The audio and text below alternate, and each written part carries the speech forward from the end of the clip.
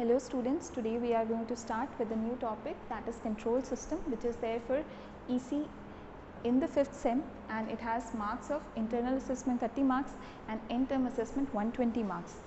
Next what we are going to see is the first unit in our subject is basically the introductory unit, and in which we will get a brief overview of the subject. Now in this unit what happens, that is we are going to have some aim and objective of any system which is being provided to us, and we will get to know of its scope and the outcome. So for any system which we need to design, we need to see these 3 points, that is we need to have an aim or an objective. Next we need to see its scope, what its future scope is, and then third is the output which we are going to obtain from it after providing some input to the system. Next, as the name of the subject is control system, so now we are going to study what is basically a system. So as we can see here, that a system is one which comprises of passive elements. You should know that passive elements are R, L and C, and some active elements can also be there. Either it can be of completely passive elements, or it can be of active elements, or mixture of both, arranged in some particular fashion, whether in series or parallel or any other combination. We can call it as a system. So what we learn from this is basically a system comprises of passive elements or active elements which are arranged in a particular fashion, either in series or parallel, or series parallel or parallel series, or any other combination, and we call to it as a system. So when to a system we are providing an input. So when an input is applied to a system, what happens? We obtain output. Here we can see the block diagram for a system. Basically input is applied here, and we are obtaining an output at the second port, that is the output port. This we can call it as the input port, and at the output port we are obtaining the output, and at the input port we are obtaining the input. Input can also be known to as excitation, and the output can be known to as response. Now here, according to our aim or objective, we can design a system which will providing some input to it, we are going to obtain the desired output for it. And in case we don't get the desired output, then what we need to do is we need to change either the input, so the input needs to be changed, or the system parameters, or both as required. So either we need to change the input or the system parameters, or both as required we can change for a system to get the desired output for particular input. Next what we are going to see is example of a system. So what is an example for a system? So you can consider a fan without regulator. So for a fan without regulator, what we can get to see is it will have basically two states. When the switch is off, then the fan will not work, and when the switch is on, the fan will work. So basically here that there is no control of the output according to or by the input. So when our output is not controlled, it is not controlled by the input, then we can call it as a system, a general system. So in case of a fan without regulator, this without word is very important here, because a fan without regulator comes out to under the condition of satisfying the condition for a pure system, not a control system. Next we move on to control system. So what is the definition of control system? Any system which can control the output. So any system which can control the output is known as control system. Here is the block diagram for a control system.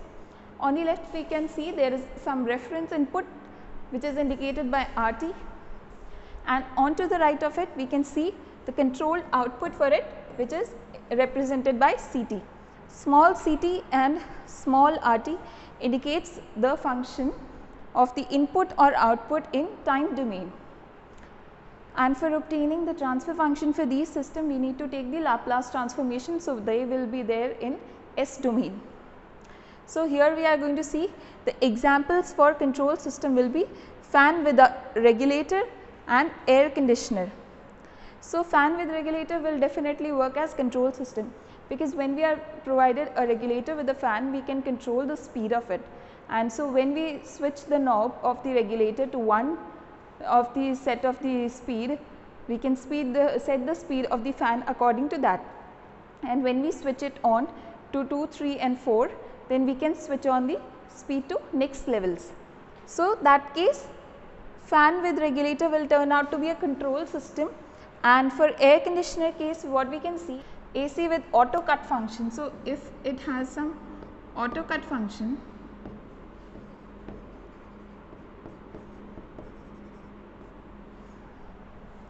so first was our case that when we considered air conditioner, that is AC, without the auto cut function. So, it was not taking any sort of feedback from the environment of the room in which it is being installed. So, it is not going to take any feedback. So, whatever the input was there will be correspondingly output being controlled according to the input, that is the reference input will control your output. But in case of an AC or an air conditioner with auto cut function, what you are going to see is when we set our temperature of the AC with a remote, and then when it changes with time it gets slowed down, but as soon as the temperature of the air conditioner falls down from the specified temperature which we fed into the remote was being checked out by this feedback signal and being sent to the control system of the air conditioner, and there they are going to make take the difference for that reference as well as the feedback signal, and according to that error signal what will happen, our output will be controlled. So, that will be an example of control system with feedback.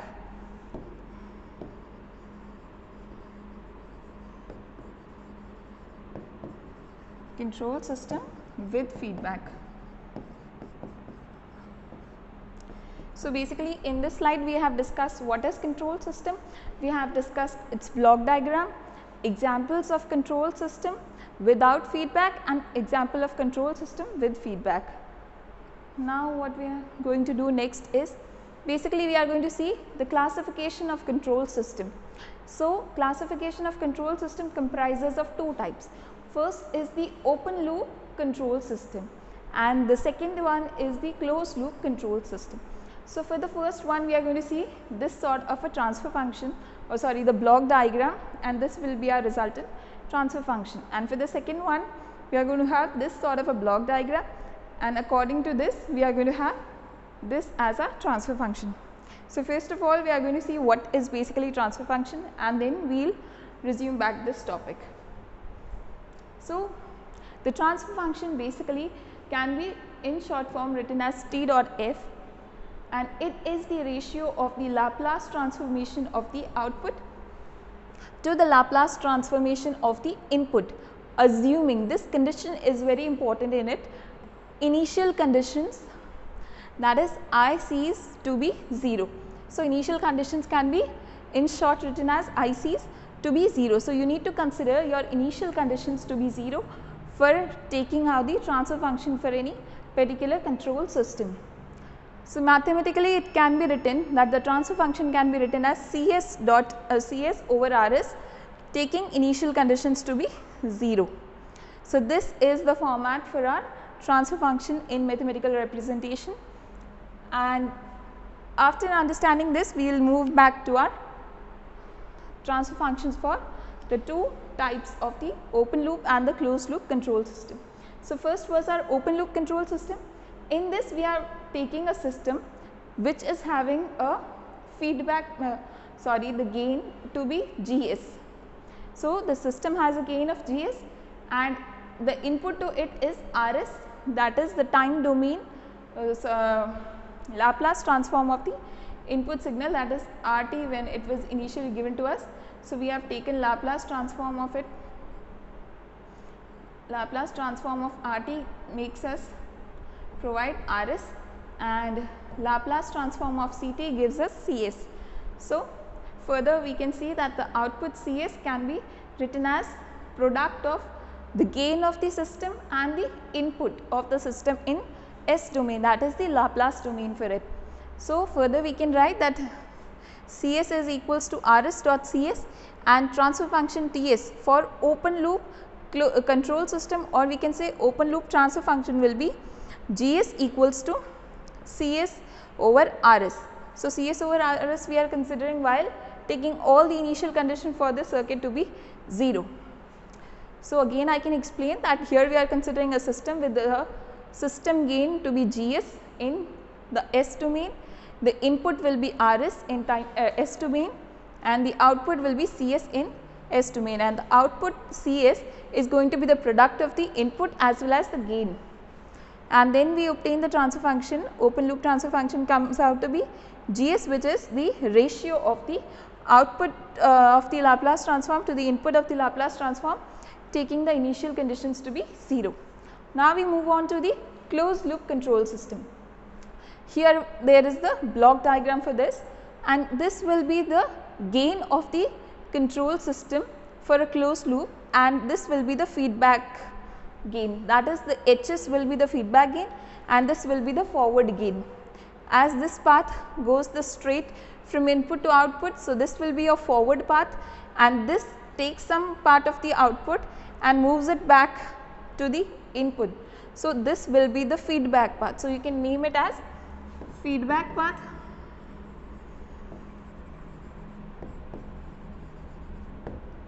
and as forward path. So, this will be your forward path and this will be your feedback path.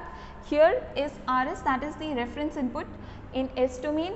Then we are going to see this is the symbol for a summer.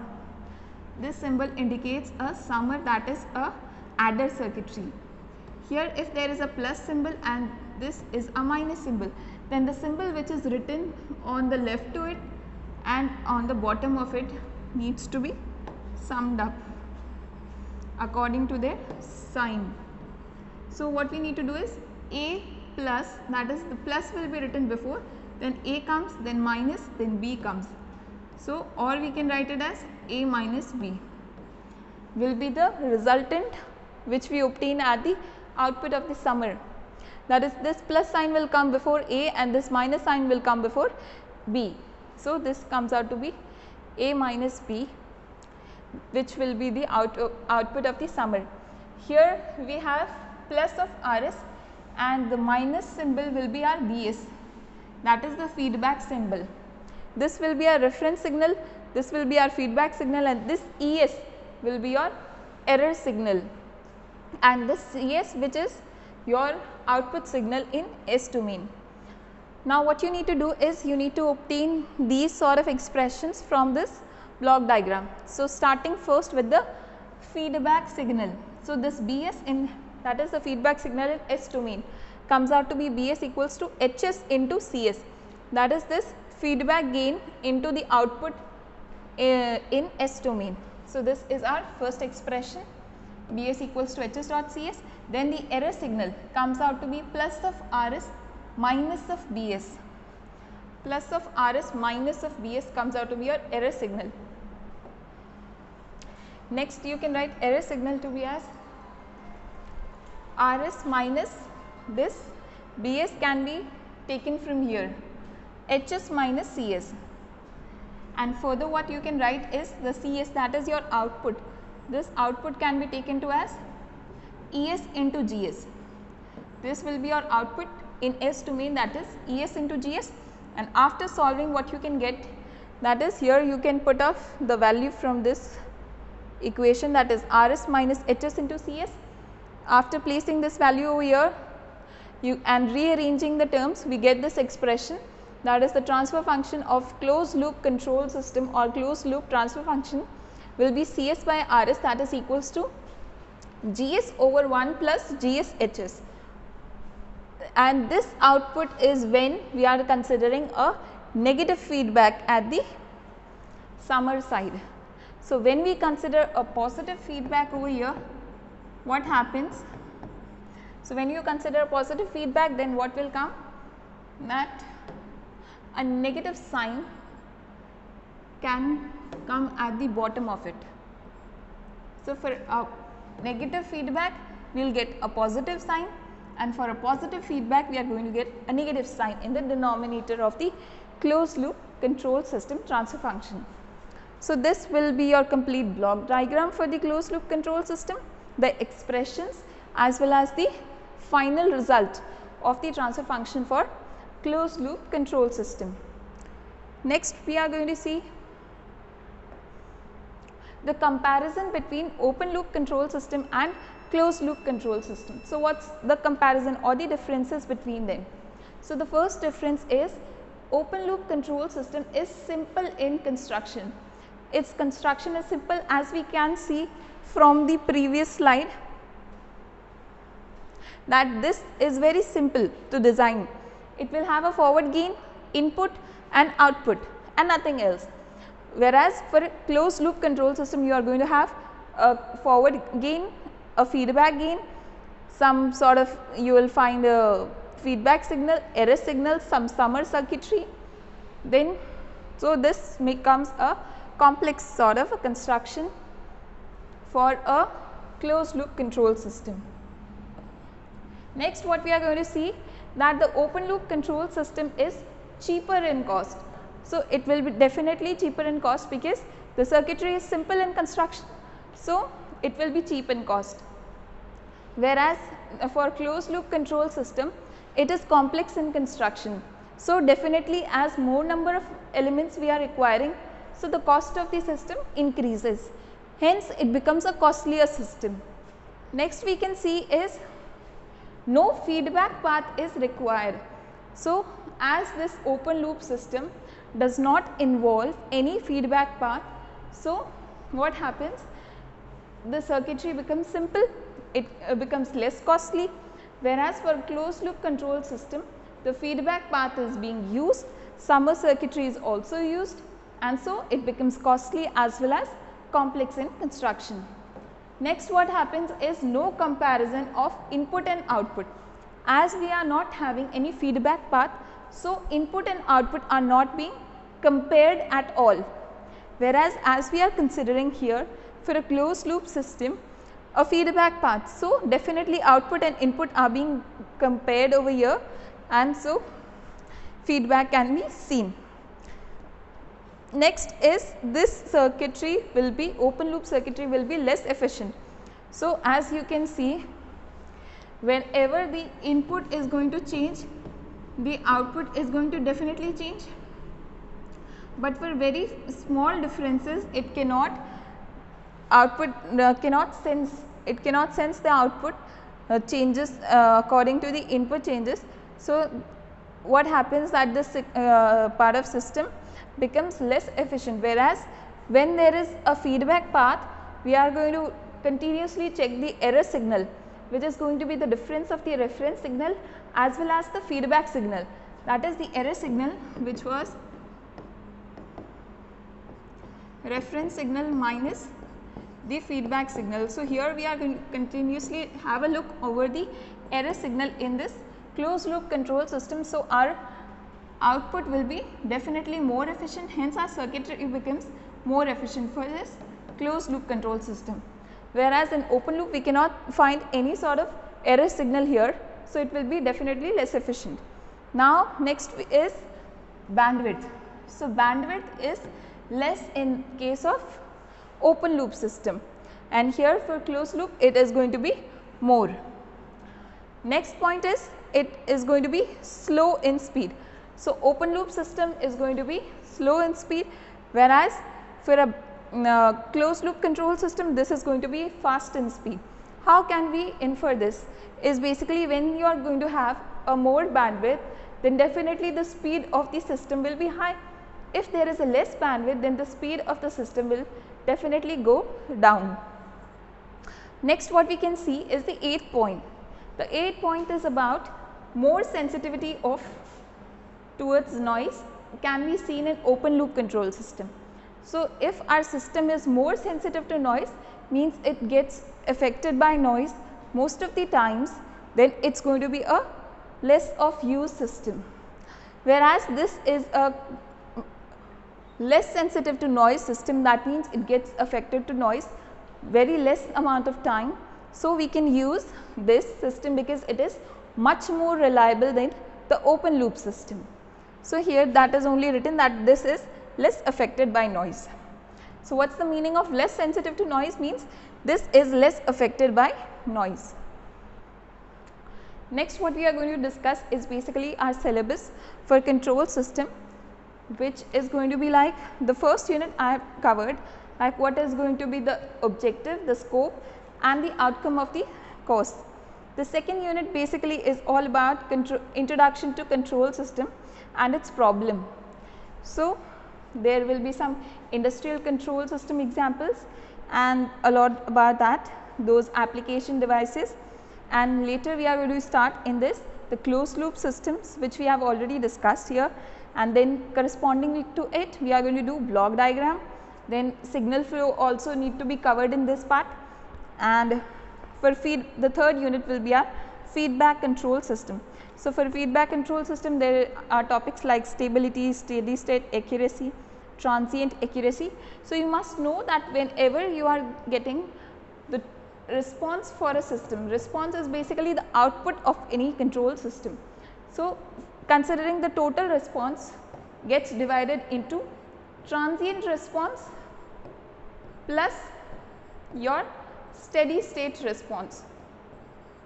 Transient response is the initial response of the system, and the steady state response corresponds to when the system is at time t tending to infinity. When your system has a time tending to infinity, then that output is known as steady state output or steady state response, and here what accuracy we see comes under steady state accuracy. And for transient, that is the initial time when we consider our system at t equals to 0 or 0 plus 0 minus. That is, this is the condition just after turning on this system at t equals to 0 plus, and this is just before the system is switched on. So, topics like these will be there, then disturbance, rejection, insensitivity, robustness, then we will come across different proportional, integral and derivative controllers will come. Then feed forward and multi-loop control configurations, stability concept, and then relative stability, Routh-Hurwitz criteria, they will be there. Then in the fourth unit, time response of second order system. So, this is going to be your time response, and for second order system there are going to be some steady state errors like ESS. This ESS will be your steady state error, and error constants like Kp, Kv and Ka, that is positional error constant, velocity error constant and acceleration error constants will be discussed in those portion. Then performance specification in time domain. So, in time domain we are going to consider the performance specification of the system, then root locus method of designing, then lead and lag compensator and also lag lead compensator will be discussed. Now, in the fifth unit what will happen is the frequency response analysis of the system is going to be studied, like polar plots, Bode plots, Nyquist plots will also be there. So, performance specification in frequency domain, then frequency domain methods of design, compensation and realization will be there. Then op-amp based and digital implementation of compensator we are going to see, tuning of process controllers will be there, state variable formulation and solution. And one thing I want to tell you, that control system basically has two approaches. First is the classical or the conventional control system approach, that is going to be your transfer function approach, which we discussed right now. That was the transfer function approach, that is we are going to find transfer function for a particular given control system, and it can also be known as LTI control system. LTI means linear time invariant control system. So, those system in which the system is showing a linear characteristic as well as it shows time invariancy, basically comes under this approach, and those which are modern control system comes under the second category. That is the state variable approach, the non-linear and the time varying. Just opposite of this LTI approach is your non-linear time varying control system approach, which is also known as state variable approach. This will be seen to you in unit 6 and unit 7, and initial units 2, 3, 4, 5 will consider or cover only the transfer function approach of it. So, 6th unit is all about the state variable analysis, its concept, state model, state variable, and diagonalization of transfer function in this is there, then solution of state equations, concept of controllability as well as observability. These two concepts are going to be studied in the unit 6. Next, in the last unit is there introduction of optimal control and non-linear control.